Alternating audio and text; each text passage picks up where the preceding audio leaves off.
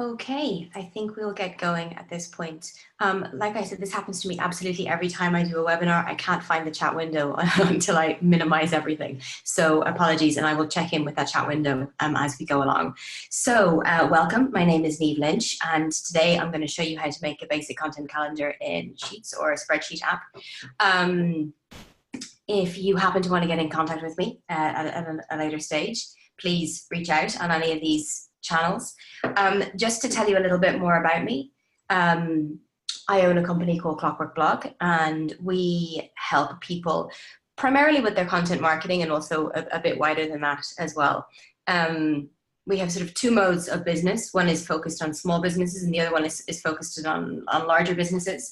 In the small business instance, we realize that a lot of people, or I realize that a lot of people, they have a small business because they love what it is that they do. And the whole part that involves having an online business and having a website isn't so much to their taste. So what we do is we take that over completely and let them concentrate on whatever it is that they love to do. And we look after everything that has to do with their online business. And for larger businesses, we come in and we help in both a practical way, with creation, and in a strategic way to help find better ways of producing their marketing with specific reference to content marketing. So if you want to get in contact with me, I'll put that up at the end as well.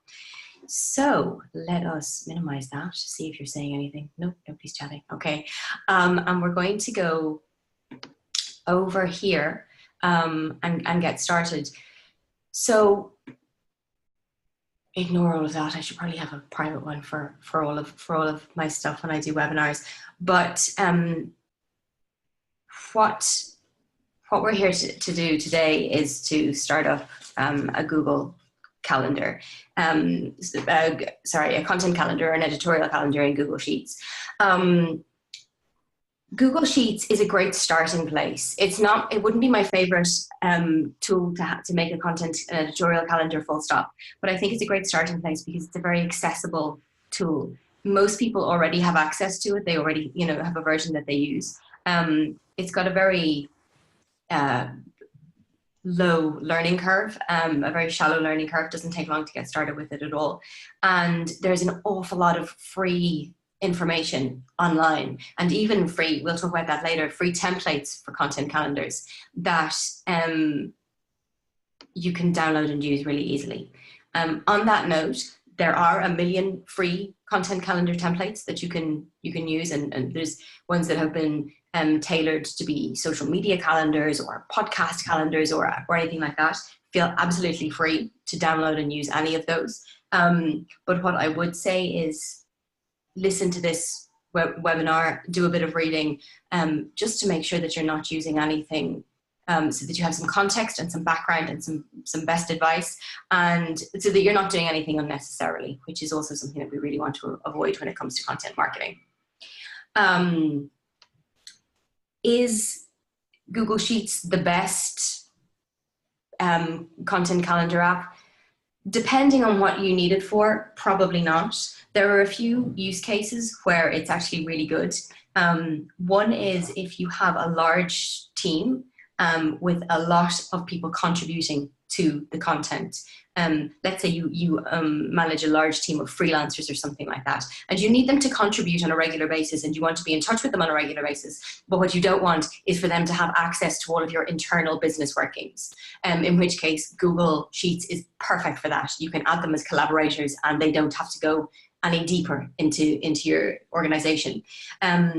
Another great use case is if the content that you're producing is quite complex. This doesn't apply to everyone, but if you happen to be creating content that is focused more on SEO content, so content designed to help businesses rise in search rankings, you'll often have a lot of connected information that the posts, the updates, the posts, the blog posts need to provide.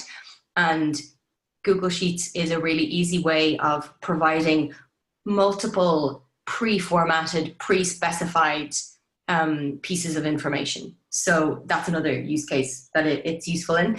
And a third one, and it's quite connected to the first one, is if you have a dedicated manager, somebody whose job or whose main job is managing the input into the Google Sheet, into the editorial calendar. And again, this is something that only really happens in big companies or in specific organizations. If there is a lot of information that needs to be managed there and you have a specific person managing the calendar, it's a very easy way to do it with Google Sheets. So they'd be my best use cases. If you're not, if none of those use cases applies to you, that doesn't mean that you can't use it at all. It might mean that down the line, you'll find that another app suits you better.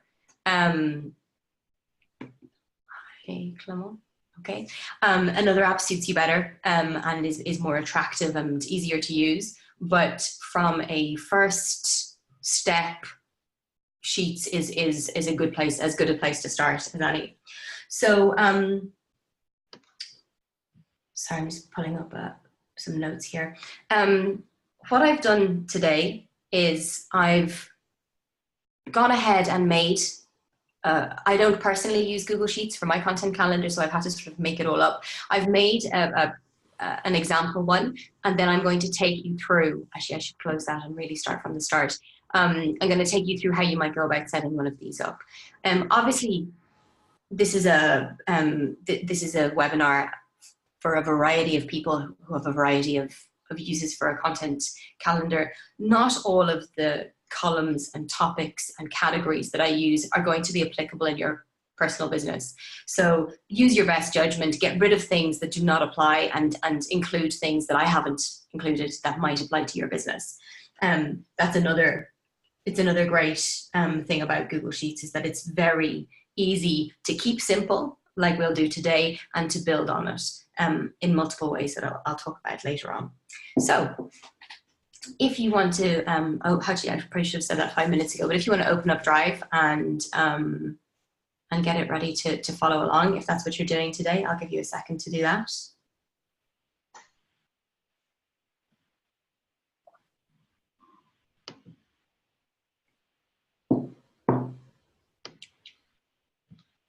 Okay, so this is the baby steps.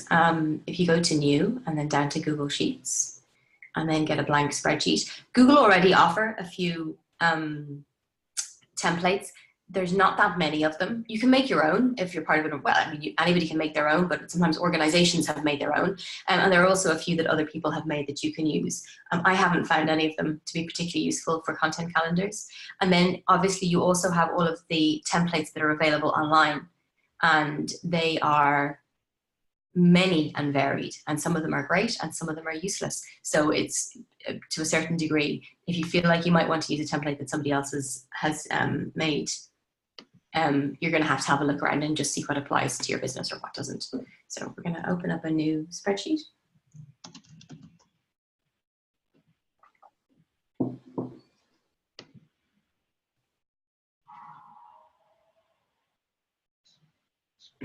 Okay, so we'll call it example editorial calendar, and the date, which is the 25th of April. Okay, so what we're going to have here, and as you can see in the one that I've already produced, is along the top we're going to have effectively collateral, or the categories that matter when it comes to producing content. What I find is an easy way to deal with this is if in the first instance you add a second sheet. We're going to call this sheet data, and that is where we're going to get our information from. So I've got a few possible, to move this chat window, I've got a few possible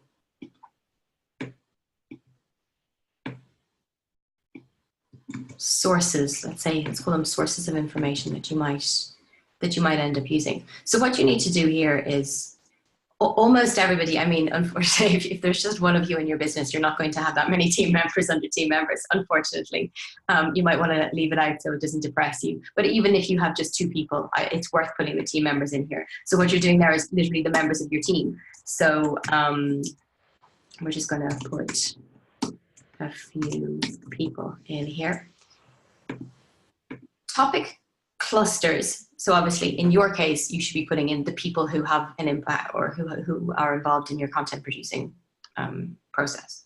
Remember to put everybody in here. So even if you've got some freelancers, if you've got some people who specifically look after graphics, if you've got some people who specifically look after SEO, make sure to put them in there, because later on when you're having your editorial meetings, it's really important that everything is included in this calendar. So topic clusters, this is just the name that I use for it, but in your organization or in your business or on your blog, you're going to have different ones. This is what I mean by possibly in a blog situation or a podcast, it's the topics that it's divided into. So, you know, your default WordPress ones might be, you know, news, announcements, things that you'd see very frequently on blogs would be how to interview, list post or comparison or something like that. Everybody's going to have different ones. They're going to be divided up differently. For my example one, I have taken the topic clusters from a client blog, which are these. If you don't have these properly defined in your business, I think that is something that you should take time to sit aside and define it. Also, the default ones that you'll find with most blogs aren't usually that useful. You're going to have a better think about it and a better think about how these names or these topic titles are going to better guide your readers or the people who are trying to consume your content. So make sure that it's useful to them and not just stuff that's popped into your head, basically. I was going to mention something else about that. If you're using this editorial calendar for something like social media, you might want to put your different social media platforms there, or there might be something else that occurs to you that it would be more useful to put in there. But what we want this is so we can have an overview of the general areas of content that we're producing, so we know if we are focusing too much or too little or just right on any one area. Because depending on your business, it can be really, personally, in my case, I find it really easy to write how-to posts and not so easy to write sort of, let's say, going from this list, like inspirational pieces, because that's what comes naturally to me. So by always having a clear overview of what types of content you're producing, you can make sure that it's balanced and in line with whatever you've laid down in your content strategy or your marketing strategy. Okay, and I should probably get rid of that, but it's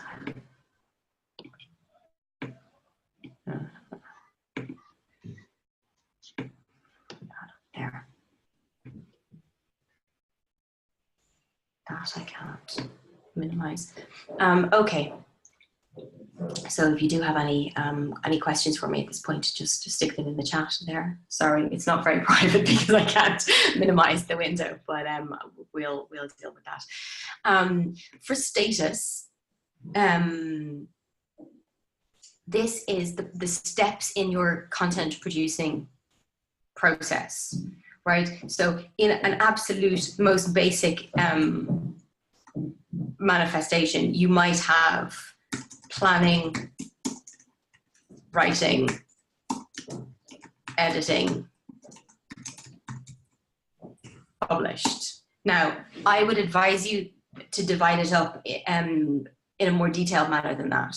For my example, I have these ones, but you will also find that if you are producing something like podcasts or videos, possibly even social media posts, these will vary depending on what kind of content you're producing and what it is that you're using it for. So if you're not sure of what your steps in your content production are, you need to break it down. And the best way I've found of doing that is by producing a piece of content and noting down every stage, because these are stages that have to be completed every single time you make a post or you make your video or whatever it is. And they're not things that you can skip out. And because they're not things that you can skip out, you need to make sure that they are accounted for in your content calendar, or else you'll find there are gaps where there is no plan, and where there's no plan, things can go off the rails completely.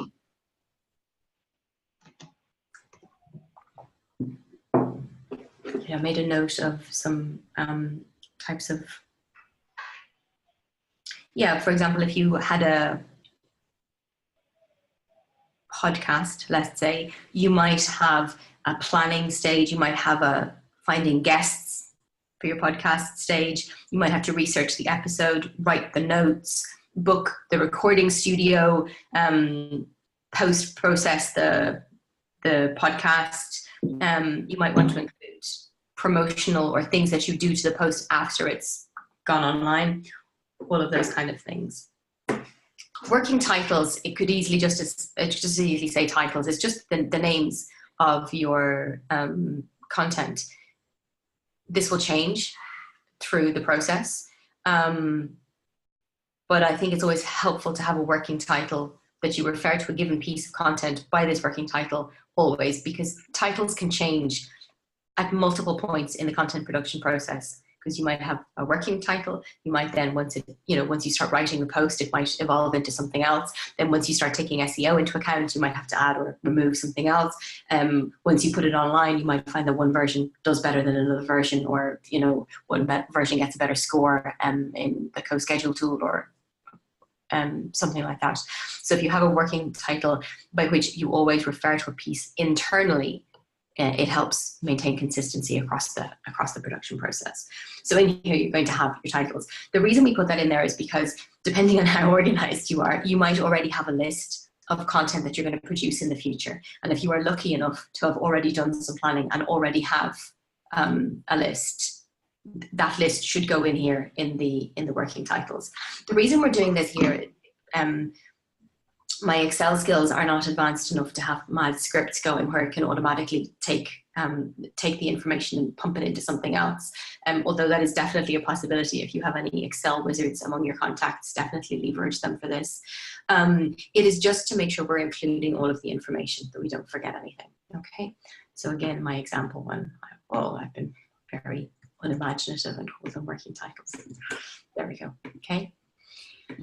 Again, depending on for what purpose you are using this editorial calendar, the type of content will either vary by platform. If you're doing a social media calendar, there might be some overlap with topic clusters, but you might be using your calendar basically to manage everything. And if you're small, you can probably do that. So in here, you might want to put, say, blog post, social media update, video, or something like that.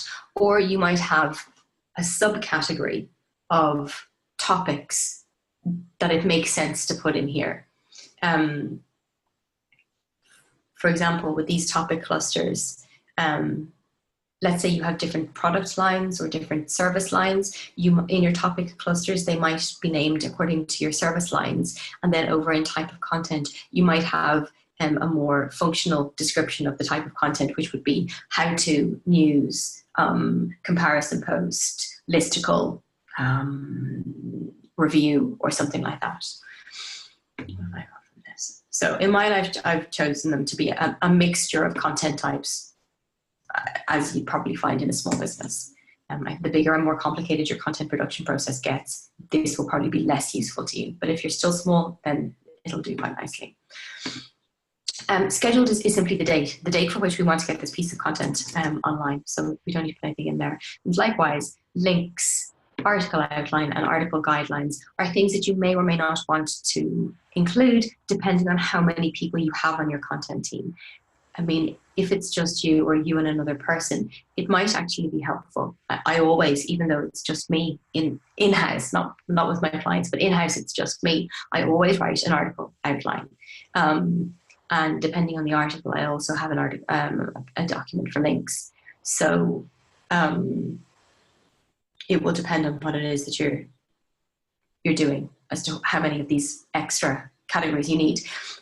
Links would just be if you had to include any links or wanted to include any links in the text. You put a list of the links in here. An article outline or a brief or a summary are other words that people use, I think is essential, and I think everybody should have it for every single article or piece of content that they produce. And article guidelines, if you've got freelancers working for you, the article guidelines is for you to have your guidelines, obviously, for physically doing the work, and maybe also the in-house style, or a style book, or you know, grammar guidelines or something like that. So yeah, these are all likely to be URLs. They're likely to be documents located at a particular URL. Okay. So what time is it? 25 minutes. I'll give you 5 minutes. I'm assuming that you're following along with me at home. If you're not, let me know, because there's no point in giving you time, because you're not doing it. And the people who are watching the recording can just simply pause and do what they need to do. I'll give you 5 minutes to fill in your own. And the great thing about this is you only need to fill it in basically. You can always come back at a later stage and tweak it and perfect it. Right now, all you have to do is, you know, put the basics in. That will give you an idea of what it is that it will look like in the end.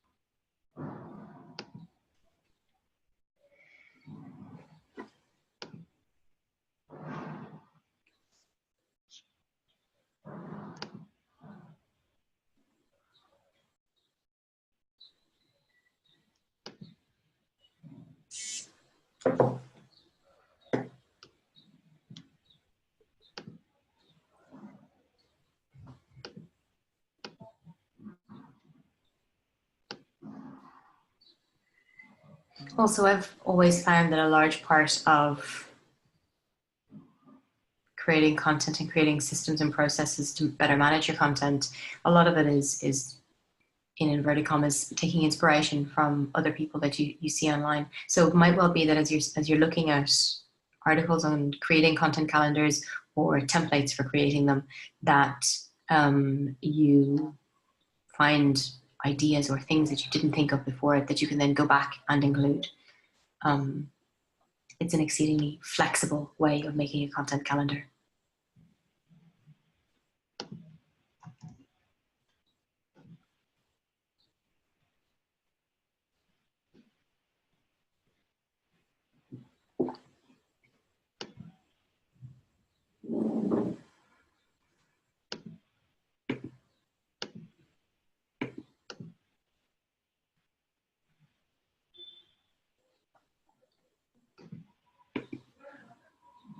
Hi, Zainab. I hope I'm pronouncing your name right.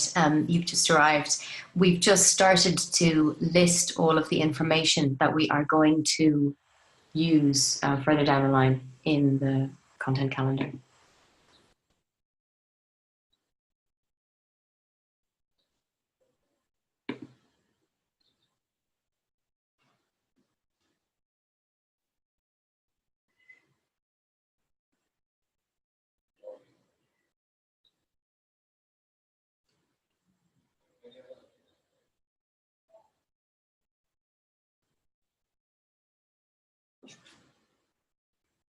Okay, so we don't want too much blank space because that makes the recording difficult, but you get the idea of what you need to put in here. And if you need to use a placeholder for the time being, then go ahead and do that, because it'll be very easy to change it when you come back to it.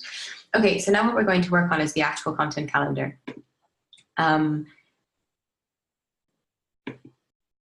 You can just steal your, by and large, you can steal your top line here to put it back in here. And then you're going to move these around depending on what is most relevant to you. Some people would always put the title of the piece over here in column A, and some people would always put the date, and some people would, you know, put other things. but you're probably going to need to use it for a little while before you know which one works best for you. So don't worry about it too much in the first instance. So now what we have to do is give you the opportunity to choose one of these options every time you go to make a new entry in your content calendar, because presumably, and when it comes to producing content, the more process and system you have applied to the content production, the easier it gets. So ideally, you do want to only be choosing between these people every time, and you do only want to be choosing between these topic types every time. The only thing that will change, hopefully, is the working title. So I like to use the drop-down menu in Sheets when I can. To do that, you click on the first cell, and then you right-click and you come down here to data validation. Let's see how this works. Every so often, this doesn't work for me the first time around. When it goes to criteria, come down and drop down from a list of items, and then move over here. Let's go with team members. Oh, I've got different team members in my sample one. So I'm going to paste them in there. It doesn't matter that they're not in a list, but it does matter that they have a little comma after each one, because that is what shows Sheets that they are separate items in a list. And you see the little arrow has appeared there. And now we can choose. I'm going to choose myself because why not? And we are just going to go and we're going to do that with all of the rest of them. Down to data validation, list of a range of items, get your items, get your list items, stick them in, put the commas on, and you'll have your drop down menu.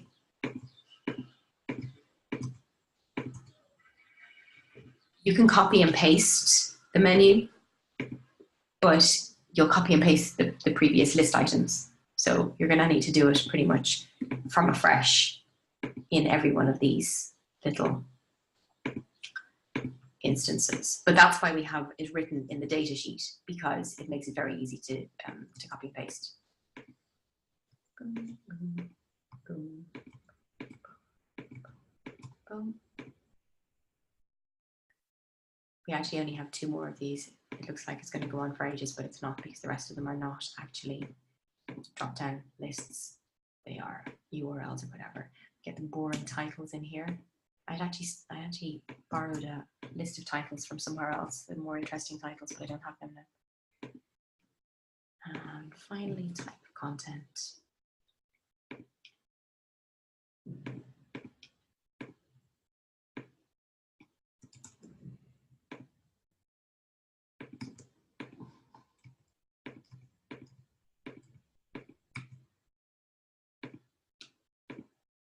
Okay.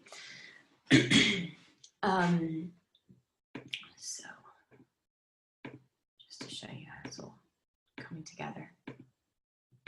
For scheduled, what we wanted to do is to give you the ability to put a date in here, because it's the date it's scheduled to go online.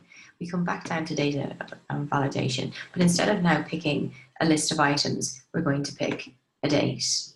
And all you have to do is ensure that it says is a valid date, because who would not want it to be a valid date, and save. And then when you double click in this, you'll get a little calendar where you can choose where it is. Unfortunately, you don't have much choice in the format of the date. So this, well, it's comfortable enough. It's not. Sometimes it gets really confusing if you are used to American dates or not, or vice versa. And then these are just here so you can put your links in. I mean, let's just grab a link just to demonstrate. This is what you'd be doing, something like this. And then if we take the whole document and wrap, they'll stop overlapping like that. So in its most basic iteration, this is a content calendar. Does anybody have any questions thus far We're going to take a look in a second at how to make it a little bit more visually appealing, although that's not Google Sheets' strong point. Visually appealing is not what sells it. And I'm going to give you a little bit of advice about how best to use it and how you should fill it with content and things like that.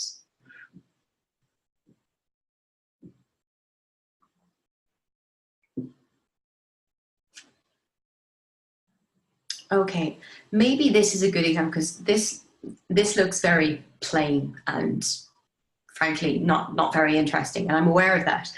The beauty about the Google Sheets is that it is something that you build on. And if you use it consistently and if you use it diligently, it will soon grow into something a lot more interesting looking and a lot more useful. It's like putting a system on the way you produce content. It's going to make you and help you think about your content much more critically, especially from a strategic point of view, because you are soon going to see, if you start looking at your topic clusters, for example, if that's what you're doing, after you've done a few weeks of content, if all of these topic clusters says news, it's very easy to see in a flash that you are focusing too much on the news part of your blog. And likewise, it's very easy to say, okay, well now everything that's coming up from now on cannot be news. You can even remove news from the from the options that people have. You can say, no, you're not going to be allowed to choose news anymore. It has to be strategy instead. Okay, so when you start adding a little bit more, oh, sorry, that's actually something that I should have, before you start choosing things in this, while it's blank, copy it, or you don't even need to copy it, and drag this little tiny blue square and drag it down, drag it way down.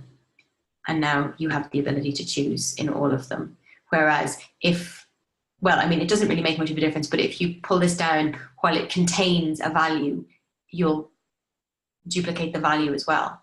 Oh, and now it said, no, that doesn't exist because it only goes up to 4 in the validation. So you would have to take it out and move it back to working title 1 and that would fix it. So it's a nicer experience if you remove what's in there, or at least don't put it in the first place. Then duplicate the drop down, and only after that has been done, start filling it in. And again, in the same way that I removed news, that would be how you would modify that. If there are new categories or new people on the team or new working titles, then you would just throw them all in there. So when an average person starts using this on a regular basis, very quickly you're going to have something that looks a bit like this. So we've started to add colors for the different writers. We've added a little bit of more color and a little bit of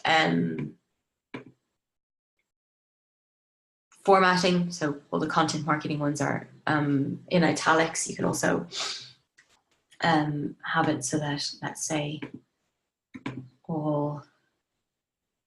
this is something you do in conditional formatting.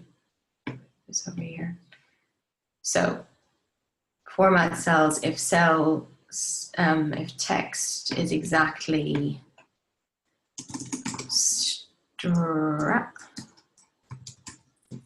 strategy, then we can make it pink and bold. And now every time you mention strategy here, it will be pink and bold. You want to go easy with the formatting and the color because things can get pretty crazy pretty quickly. I just wanted to give you a quick look at a content calendar in Google Sheets. It is not mine, I hasten to add. And before this scares you, bear in mind that this is a huge content team of freelancers. So they are not internal people. It's designed for use by a very big team. So there we go. So I'm not going to spend too long on it, but that is what it can look like when you've,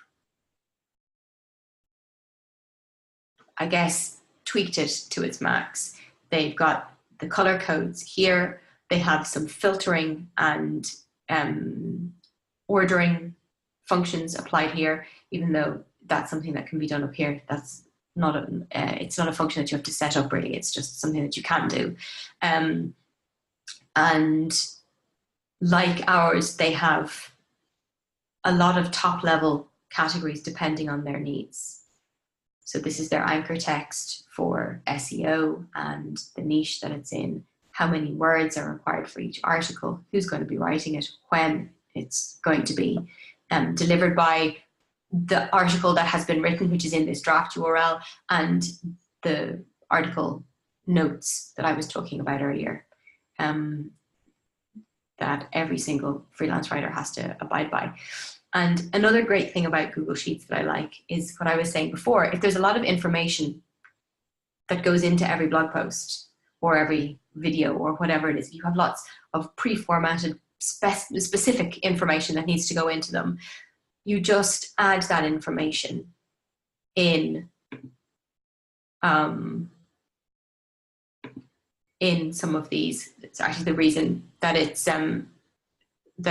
blank for a few seconds is because it's huge and dense, and it takes a little while to load. You're not going to have that problem with your little content calendar. It's going to load pretty quickly. So that is, I'll go here where I put a little bit more in. So that is how you make the basic content calendar. As you work on it and as you make decisions about, do I want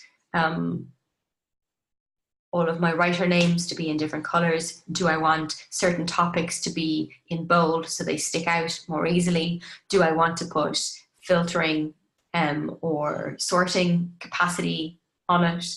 Because once you've got all of this information in, you're going to be able to use Excel's or Google Sheets standard sorting, search, and filtering capacities, which means that when you have a lot of content in here, it's going to be really easy to find the content that it is that you want to refer back to. So where are we now? From a physically making the calendar point of view, does anybody have any questions or any feedback or anything they'd like to ask? I'll have a bit of a chat about how one actually starts to fill it with content in a second, but this is the framework into which we're going to be putting our information.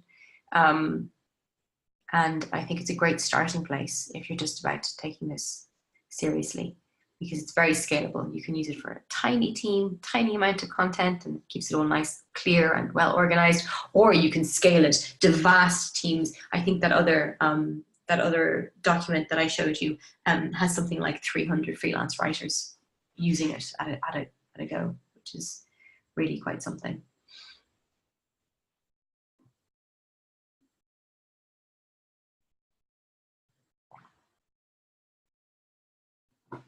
Who do we have in the room at the moment? We have Danielle and Zainab. Any questions or anything you don't quite understand?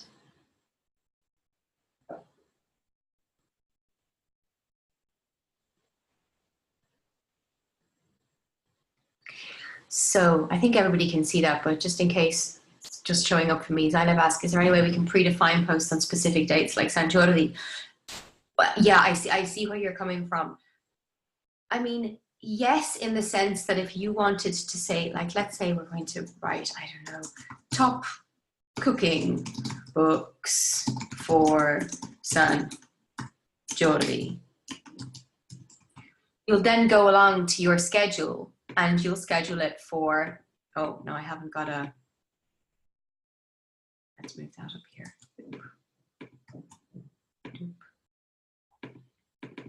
And it was on, was it Tuesday? So now it is predefined that when we want this cooking book for San Jordi to be published on the 23rd of April. If you're asking, is there any way that we can be alerted to that or notified about it? No, there's no easy way to to do that with Google Sheets, which is why for a lot of people, a lot of smaller teams, it's not their preferred method of having a calendar. But you have to think of the post that you want to publish first, right? It's like the fact that it's San Jordi doesn't mean that a post is automatically going to appear. You have to know what that post is first, right? So when you decide that you're going to publish cooking books for San Jordi, you're going to pick that San Jordi is the day that that's going to be published. Obviously, then you have to do the hustle to get it online for that date, but there's nothing that can deal with that. What you can do, good, I'm glad. What you can do, it's just saying that this is invalid because there's a drop-down menu, and cooking books for San Jordi is not one of the things that has been defined in the drop-down menu. So you can either remove the data validation from this particular row, or for some people, they're not going to care. I just want this one. I don't want all of them. D10, is it D10? Yes, it's D10. I'm going to remove the validation, and that sorts that out. Also, I'll go into it a little bit later when I talk about how to actually use the content calendar. But what you can do, because this is Google Sheets, is you can put notes for people in there. So again, if you right click, you're going to have the option to comment or insert note. And if you comment, I'm going to say, hey, let's see who I can force to come up, since this, I don't actually use this. I'm going to get some client from, look, there you go. That's my husband. Hey, Mike, you know, can we get images for this? We can assign it to him, and he'll also get a notification to say that there is something that needs his attention in the document. But there shouldn't be anybody blah blah blah blah blah. There shouldn't be anybody in here who is not aware that they're in there. Okay, anybody who is appearing here needs to know that there is a possibility that they will be required to do something in it. So now I'm just going to talk a little bit about how one fills this document with content. Again, depends a little bit if you are working with a team or if you're working by yourself, but the process is effectively the same. On a regular basis, you need to sit down and brainstorm content. It's something that you should do frequently. It's something that you should do with, ideally, a list of what you have done before and how it is performing, and your content strategy or your marketing strategy. So you have the strategic backup to know why you should make one decision, take one decision over another decision. And then you've just got, your calendar that has all of the special events like Christmas and San Jordi, and anything else that's relevant to your business, conferences or publications or whatever it is. And then you would sit down on a regular basis, and using all of these different types of resources, you would brainstorm new blog posts, new videos, new whatever it is. To the greatest degree possible, try and make these editorial meetings obligatory. People don't have to stay for the whole thing. If you are dealing with a team, they don't have to stay for the whole thing, but they do have to come, be aware of what is required of them, contribute what they need to contribute, and then they can go away again. And you have to ensure that one person is in charge of transferring the information that is gathered in that editorial meeting into your editorial calendar. That's what I was saying. When you're working with these giant teams, they often have one person who is the sheet master, who puts everything in there and ensures that it's being acted upon and ensures that it's being carried out when it's supposed to be. So that's what you do. You have your editorial meeting or your editorial brainstorming session, or however it is that you create content, and then somebody needs to be in charge of putting it into this document and assigning the team member and deciding what topic cluster it belongs in, what kind of post it's going to be, and what the working title is going to be, and importantly, when, here I am touching my screen as if you can see me, when it is going to be published. And then once all of that is in there, people should know that it is their job to come back and see what has been assigned to them. And then, without a doubt, the most important part is that people respect the calendar, and that if it says that the post needs to be published on Tuesday, then they do what is needed to ensure that the post is published on Tuesday. Depending on what kind of organization you work within, that will be easier or harder or more serious or less serious. But it's like everything with producing content. In order for it to get done, you have to do it, you know. There's no amount of putting things into a calendar that will create the content for you. It just gives you a framework to work within and helps you keep your mind and your to-do list much clearer. Let's have a look at my notes here and make sure there's nothing else that I'm forgetting. There was something that occurred to me, I've forgotten now.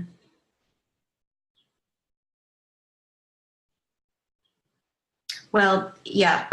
So it's something that will build over time, and you'll start to see it becoming.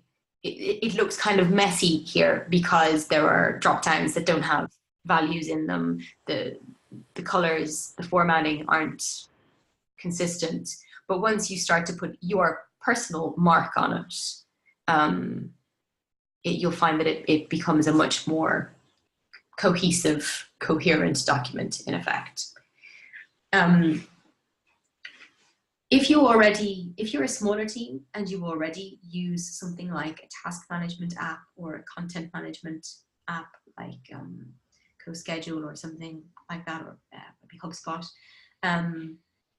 you might well find that using the task management app is a better way for you. I think Google Sheets doesn't get enough credit. It's not perfect in every situation, but it can work really well for certain people. So the only option that you have is to give it a try. Listen to what I'm saying, have a look at it, see if you think it could work for you, and give it a try. The great thing about it, like I said, is that it's got a really low learning curve. It doesn't take long to set something like this up and to play around with it and use it for a week or two. And if you find that it works, it's great. You can progress with that and you can learn more advanced functions and you can make it easier to read and easier to refer to. And if you find that it's not working, you can abandon it and use something else, and you haven't put too much work and effort into it. So that's about it. And now would definitely be the time to any kind of last questions that you've got to ask. Or I do think that using a content calendar is, if you're serious about producing content, and you should only be serious about producing content if you have done the strategy and you have done the planning and you know that there is a good reason for you to be serious about the content. Don't produce content just because you feel like it or you read an article and said that you should. Okay, you have to make sure that all of your content fits within your strategic plan for your business. Once you've done that, having a content calendar, I think, is one of the most helpful tools that you can have for keeping your content on the straight and narrow, for producing to schedule consistently and meeting your strategic goals for your content and for your business's marketing. So yeah, any questions? Go back here so you can see how to get in contact with me.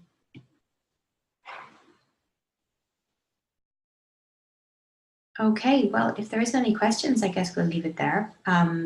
Feel free to reach out and get in contact with me. I hope that's given you a basis for how to, my pleasure, Zainab, a basis for how to get started. Like I said, Google Sheets, not the slickest, not the most attractive, not by any length, but very functional. And many people have very functional content calendars, editorial calendars in Google Sheets. Okay, no worries. Feel free to reach out. If you would like me, I will talk to Downtown about maybe putting a link to a template that you could, the template from this session that you could use. But even if you don't end up getting access to that, you can see how you could easily create it yourself or download one from somewhere else online.